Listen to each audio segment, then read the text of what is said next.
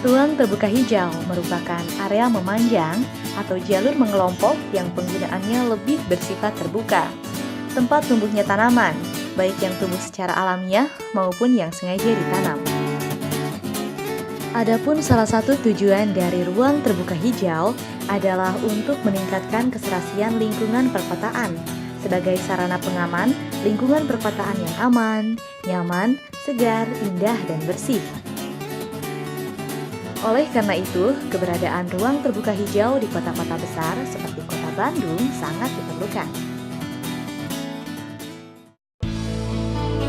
Universitas Pendidikan Indonesia sebagai salah satu universitas yang berdiri di kota Bandung memiliki ruang terbuka hijau yang cukup luas. Menurut analisis Citra Quick World, Universitas Pendidikan Indonesia memiliki ruang terbuka hijau seluas 12,3 hektar yang dibagi menjadi beberapa plot, yakni lapangan, taman, dan jalur-jalur hijau sepanjang jalan. Nah, agar ruang terbuka hijau berfungsi dengan baik, maka perlu adanya perawatan dan pengelolaan yang teratur, seperti misalnya penyiraman tanaman. Dan dalam proses penyiraman ini, tentu diperlukan jumlah air yang cukup banyak. Namun, sejauh ini proses perawatan, khususnya penyiraman tanaman di kampus UPI, masih menggunakan air bersih.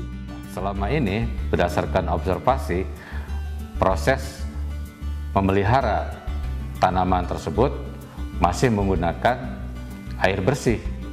Ya. Tentu tidak sejalan penggunaan air bersih ini untuk memelihara tanaman yang kebutuhannya akan semakin meningkat pada saat musim kemarau. Hal ini tentunya tidak sejalan dengan sikap peduli lingkungan sebagai salah satu tujuan mata kuliah Pendidikan Lingkungan Hidup yang diberikan kepada mahasiswa FPIPS, di mana salah satu bentuk sikap peduli lingkungan adalah pelestarian sumber daya air. Pada pendapatnya Pak Jaya Surya ini, beliau mengukuhkan pada tahun 1988 tentang tujuan pendidikan lingkungan hidup ya di Indonesia ini ialah agar para peserta didik, pelajar, siswa maupun mungkin sampai kepada mahasiswa itu memiliki pengetahuan, keterampilan, sikap, motivasi, dan rasa keterpanggilan atau komitmen untuk bekerja secara individual dan kolektif menuju pada pemecahan dan pencegahan timbulnya masalah lingkungan.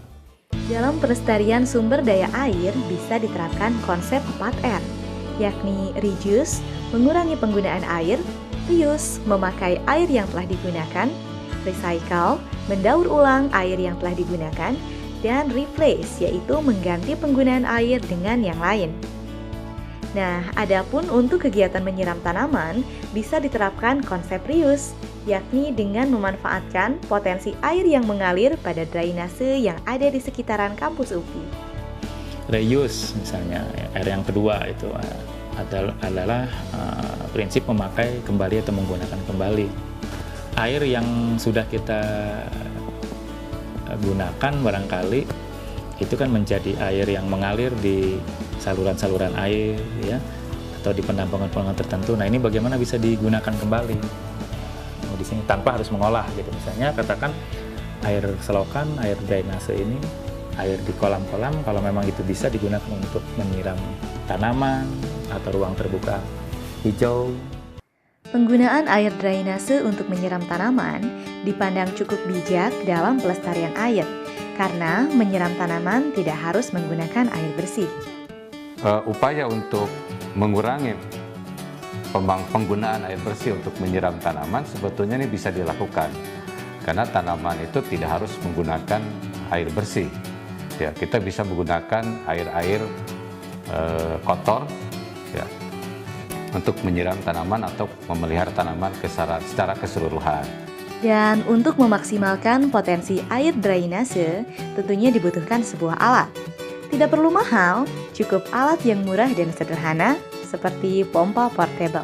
Nah, setelah diperhatikan, ada potensi yang bisa dimanfaatkan, yaitu dengan memanfaatkan air yang mengalir pada drainase yang ada di sekitar kampus UPI.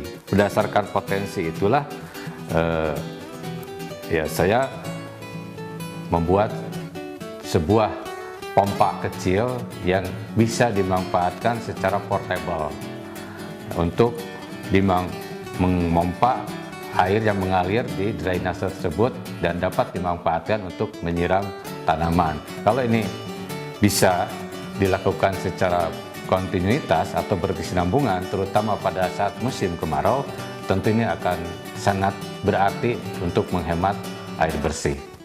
Nah, di sini saya akan mencoba mengaplikasikan apa yang sudah digagaskan oleh Pak Yakub. Mungkin di sini saya akan dibantu oleh Pak Saifullah dan Pak Mulyadi. Ya Pak, siap, ayo. Ya. Jadi sebetulnya ini bukan pompa yang mahal ya, pompa yang murah, tapi dirancang portable sehingga bisa mudah dipindah tempatkan. Nah, tapi untuk ke depan supaya ini tidak merepotkan bagi petugas, tentu harus dibuat pompa yang bisa stay atau tetap, sehingga kita bisa menggunakan selang untuk mengalirkan air ke tempat-tempat penyiraman tanaman tersebut.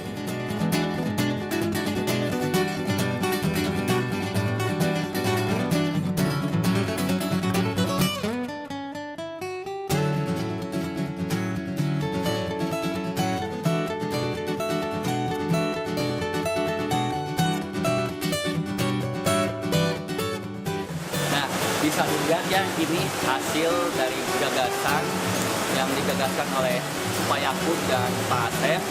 Mungkin FPPS dapat menerapkan dari gagasan dosen-dosen kita.